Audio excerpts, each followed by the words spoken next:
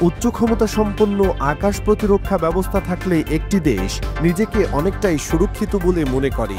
এমনই ধ্যান ধারণাকে পুঁজি করে আকাশের দখলদারি নিয়ে দুই পরমাণু শক্তিধর দেশের মধ্যে ফের শুরু হয়েছে প্রতিযোগিতা। নতুন বোমারু বিমান প্রকাশ্যে এনে একে অপরকে চমকে দিতে চাইছে মার্কিন যুক্তরাষ্ট্র ও রাশিয়া। বায়ু শক্তির প্রতিযোগিতায় নামা দুই মহাশক্তিধর আমেরিকা ও রাশিয়া দুজনের কাছেই রয়েছে কৌশলগত বোমারু বিমান। এর সংখ্যা দ্রুত গতিতে বাড়িয়ে চলেছে মস্কো এবং ওয়াশিংটন। পাশাপাশি নতুন প্রজন্মের বোমারু বিমানকে এয়ারফোর্সে সামিল করার দিকেও নজর দিয়েছে ওয়াশিংটন ও মস্কো। বলা বাহুল্য, এর জেরেই সম্প্রতি ব্যাপকভাবে খবরের শিরোনামে এসেছে ইউএস এর B-21 এবং রুশ পাক-ডা। 2023 সালের নভেম্বরে B-21কে প্রথমবারে আকাশে ওড়ায় যুক্তরাষ্ট্র। এটির নকশা এবং নির্মাণের নেপথ্যে হাত রয়েছে যুক্তরাষ্ট্রের সংস্থা নর্থরপ গ্রুমম্যানের। লম্বা দূরত্ব পেরিয়ে শত্রুর ঘাঁটিতে ঢুকে কার্পেট বম্বিং করার ক্ষমতা রয়েছে এই স্টেলথ উড়োজাহাজের। B-21 বোমারু বিমানের সাংকেতিক নাম রাইডার রেখেছে ইউএস এয়ারফোর্স। এটি প্রকৃতপক্ষে একটি ষষ্ঠ প্রজন্মের বোমারু বিমান।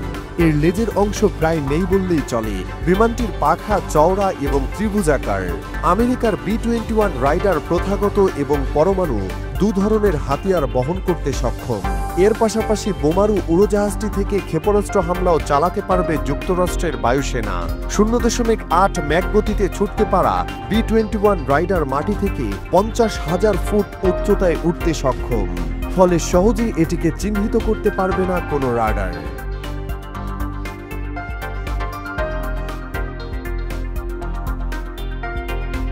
অন্যদিকে রাশিয়ার তৈরি পাক-ডা এখনো আকাশে ওড়েনি। চলতি বছরে মস্কো এই বোমারু বিমান প্রকাশ্যে আনবে বলে মনে করা হচ্ছে। কিছুদিন আগেই পাক-ডার নকশা দুনিয়ার সামনে নিয়ে আসে রুশ প্রতিরক্ষা মন্ত্রণালয়। সেটি দেখার পরেই বিশ্বজুড়ে রীতিমতো হইচই পড়ে যায়। রাশিয়ান এয়ারফোর্স পাক-ডার সাংকেতিক নাম দিয়েছে মেসেঞ্জার বা বার্তাবাহক। নির্মাণকারী সংস্থা টুপোলেভ জানিয়েছে সাবসনিক গতিতে তথা শব্দের চেয়ে কম গতিবেগে উঠতে পারবে তাদের নতুন প্রজন্মের বোমারু উড়োজাহাজ।